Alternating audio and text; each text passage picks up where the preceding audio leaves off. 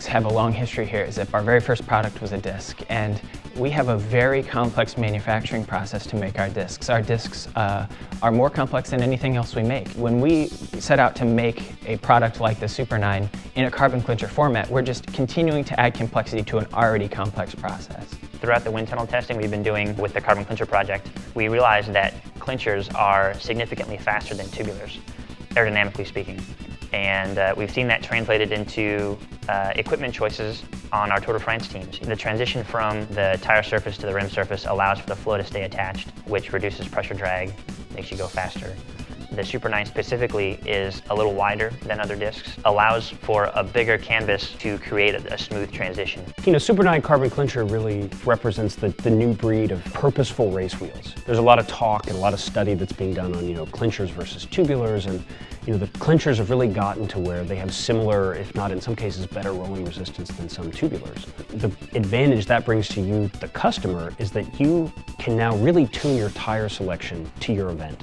If you're racing 4 Ironmans this year, or you're racing the state TT and the national TT, and one of them is a glassy, smooth 40K course and the other one is on some pretty poor roads, you likely want to change tires. The ability to really make a race day decision with the carbon clincher disc, I think, brings a new element to that type of racing. We want it to be a fast disc wheel, but we don't want it to feel like it's jarring your teeth when you ride it. And I think what we've accomplished with the carbon clincher, we've been able to tune the response of the wheel as you're cornering to make it feel like a spoked wheel. We wanted to make sure we were going to produce something that can stand up for another 20 years. Like many of our discs that we made 20 years ago are still on the road.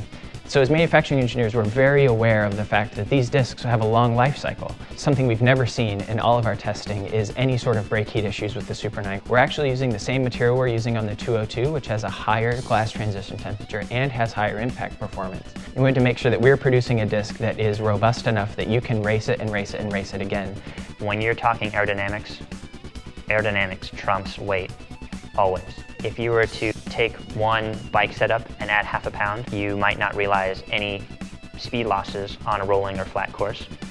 If you can take 20 grams of drag off of that same setup, you could realize tens of seconds of gains. The coolest thing about the Super-9 Carbon Clincher is now the fastest wheel in the world is a clincher wheel. 10 years ago, no one would have predicted. It's plain as day. It's the fastest wheel.